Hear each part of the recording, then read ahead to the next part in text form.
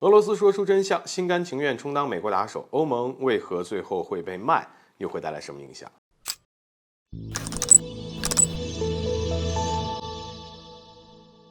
大家好，欢迎来到赵太阳观察室。事实上，乌克兰危机持续到现在，各国都在不同程度上受益或者受损。我想受益最大的肯定是美国，这点是无可争议的。毕竟完成了收割欧洲的资本呢，打压俄罗斯，缓解国内矛盾的战略目的啊。而受损最大的呢，可能就有观众认为会是乌克兰，或者认为是俄罗斯。因为两国都是冲突的直接参与者，不仅付出了巨大的牺牲，而且国家发展也遭遇了腰斩。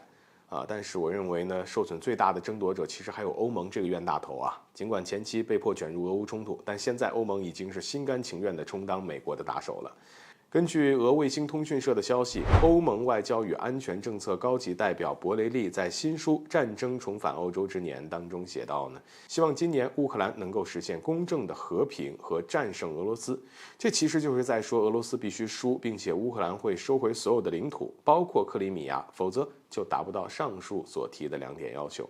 虽然这样对乌克兰很公正，却对俄罗斯极其不利。毕竟俄罗斯的目标是要解放乌东4州去乌克兰的军事化。此外呢，他再次强调了欧盟的传统承诺，那就是乌克兰要打多久，欧盟就支持多久，更是将欧盟完全推到了俄罗斯的对立面。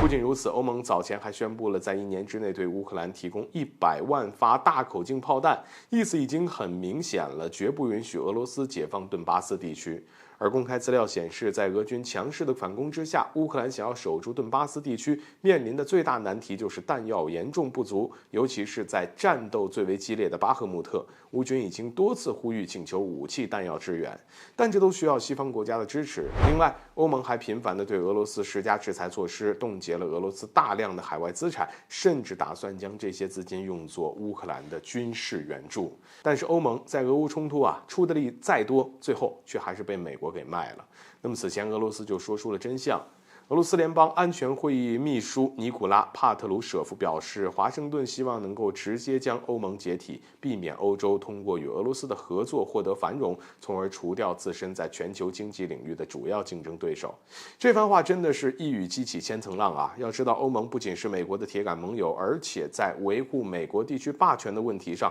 欧盟也至关重要。结果呢，却被美国亲手送上了断头台啊！怎么会不让人背后一凉呢？因为欧盟的优势就是依靠俄罗斯的廉价资源换来的，一旦失去了经济优势，欧盟势必会迅速没落。毫无疑问，欧盟已经彻底上当，那就是相信了美国的鬼话，也就是打压拖垮俄罗斯就能保证欧盟的集体安全。看似这样，实则美国用了一招祸水东引，利用乌克兰引发俄罗斯反抗，再让欧盟见识俄罗斯的强大军力，逼得欧洲各国呢只能站队美国，寻求美国的保护，最终分裂欧盟与俄罗斯的紧密合作，进而呢为美国经济和全球霸权统治服务。可惜了欧盟作为曾经的全球3大经济体之一，却很有可能因为俄乌冲突而分崩离析。好了，本期节目就到这里，欢迎点赞转发，留下你的精彩评论。